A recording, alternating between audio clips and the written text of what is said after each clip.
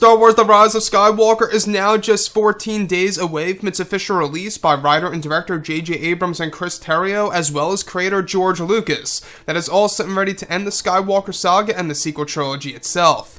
This is Mike Zero. Make sure to subscribe if you are new to the channel for future Star Wars content. Now, one thing about Episode 9 that a lot of fans are very worried about is, of course, exactly how they're going to utilize the entire story, and exactly what the battle sequences are going to be like in the first, second, and third act of this film. Most importantly, the third act of Episode 9 is the major battle sequence both in space and just over the surface of the world of Exegol, that is said to be a combination between the Battle of Scarif, the Battle of Endor, and of course the battle over Coruscant as far as how much of a big scale it's going to be in The Rise of Skywalker. Now, one thing about this film is that we do know that J.J. Abrams wanted to make bold decisions in the third act of this movie between the Resistance and the new Sith Empire, and exactly how the battle will actually unfold from start to finish of the final act of Episode 9. Now, what's really intriguing about this, because it is a very silly scene in my own opinion, if I really had to say, is that shot descriptions consisting of a sequence where it's explained that one of the segments within the third act of the film is said to be a sequence in which Rey is said to be on the world of Exegol, leading the Resistance where she is said to ignite her lightsaber, with both Poe and Finn by her side, while they are all on board of the Tantive 4, where they eventually exit the ship where all three characters part their ways. Now, it's said that the scene eventually progresses to a sequence in which Rey makes her way down to the surface of the world of Exegol after landing their ship on top of a Star Destroyer as she senses Palpatine below on his base, where Poe and Finn decide to meet up with Jannah and Rose, where they are said to hop on some of the space horses as they make their way across the top of a Star Destroyer that begins to take off and lift itself off from the surface of the world of Exegol. It's explained that this is where the Sith troopers come out by surprise and start attacking the Resistance army, where there are said to even be more sequences in which the space horses kick some of the Sith troopers out of the way and stomp on top of them, where the horses are said to help the Resistance after some of them fall off of them. It's explained that the Sith troopers are killed with ease by Poe and Finn, as well as Jannah, and that there is a segment in the fight in which some of the Sith troopers try to take down one of the horses, where the horse rams its head through a group of Sith troopers, killing them instantly as they fall off the edge of the Star Destroyer. Now, this entire scene is said to involve the Resistance using horses against the Sith troopers at the beginning of the third act of the film, just before the final battle begins, and before Rey meets with Palpatine, where Ben Solo eventually intervenes. One of the scenes is said to have a fake-out death for Jannah, where Finn and Poe believe that she has died by a huge explosion, where Finn begins to get very emotional, where Poe hugs him. Where surprisingly Jannah appears with another horse creature that was alive, where Finn is said to hop on and ride on the back of it, where Poe splits and heads for a route to make his way over to the Star Destroyer inside of it, where he will later meet up with Poe and Jannah to take out many of the other troopers from within.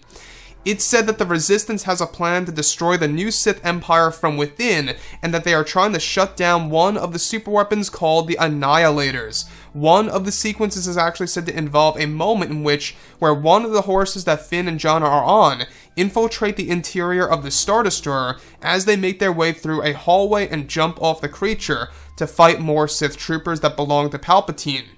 It's noted that in the scene there is no struggle for Finn and Jannah as they fight the troopers, and that they make their way to a control room with ease, where the scene is said to not make you feel worried about the fate of these characters during their battle against the new Sith Empire.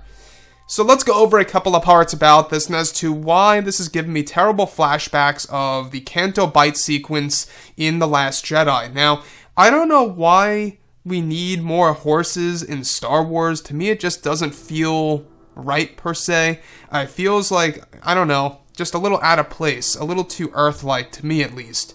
But these horses in The Rise of Skywalker, yes, they have a more alien-esque design than how the horses appeared in The Last Jedi.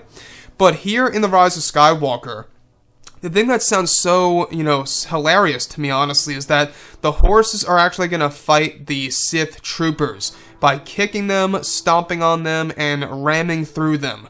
And it just sounds like it's going to be an embarrassing scene for a battle, the final battle at the very end of the movie that takes place on top of one of the Star Destroyers of all things.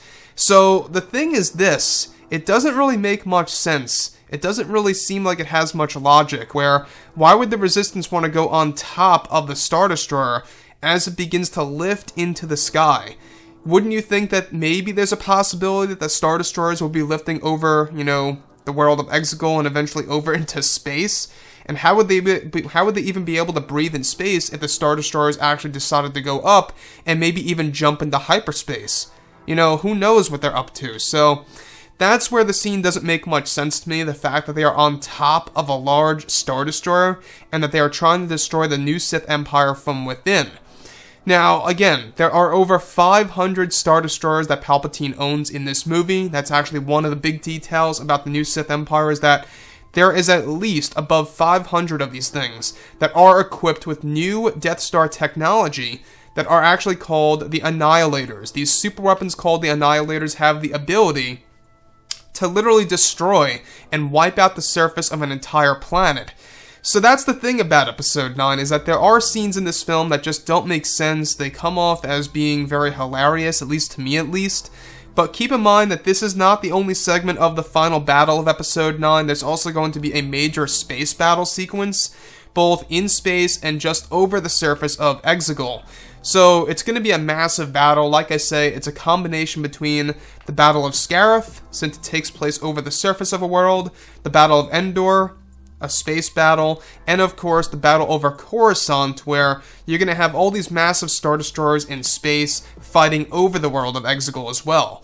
So that's the only thing that doesn't make sense to me, is of course the horses have a fighting chance against Sith troopers. Wouldn't you think that they would be able to shoot them down with ease? That's my only problem. So, with that being said, these particular moments in The Rise of Skywalker don't seem to be quite bright. I know a lot of fans out there were very much critical about what they saw in the final trailer of, the horses riding on top of the Star Destroyer, and how Finn, Poe, Jannah, Rose, BB-8, and others are making their way to go inside of the actual destroyers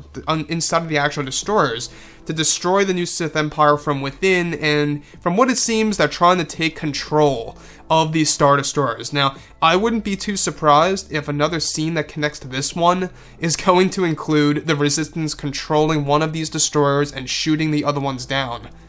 I wouldn't doubt something like that at all. So, when we look at Episode 9 here, like I say, I'm still a Star Wars fan at heart. I'm still hopeful about this movie. I'm still very much curious about the film, but based on many of these decisions that Disney and Lucasfilm have made, it really seems like that things really are not heading in the correct direction by Disney and Lucasfilm, and that they truly don't understand exactly, what Star Wars really is at the end of the day. So this movie is only 2 weeks away. Can you believe it? Just 2 weeks away. We got the Japan premiere on the 11th, which is just days away, where we're going to be getting new reactions about the movie. And we got the other premiere over in Los Angeles on the 16th, over here in the States. So that's another thing to look forward to, is that we will be learning more about just that. So, when we think about The Rise of Skywalker, a lot of fans are just very concerned about scenes just like this. Scenes that seem a little overboard and a little out of place, where you have these creatures that are too Earth-like, where you have these creatures that are able to go up against Sith troopers of all things. By the way, these troopers belong to the First Order because Palpatine's new Sith Empire is said to merge with the First Order at a certain point in time in this movie. So it is a very interesting thing, the fact that they are trying to really create a battle, but it just doesn't come off the right way, and this particular moment just doesn't really sit well with me as a fan. That's just my honest opinion, and I think that's all that matters. I'm just being honest, and these are my real words to you guys. So I would like to hear what you all have to say about this below in the comments, everything related to this scene, and if you guys did enjoy the content for today, do make sure to drop a thumbs up on this video to support the channel. I thank you all so very much for the kind support, and I'll catch you guys next time.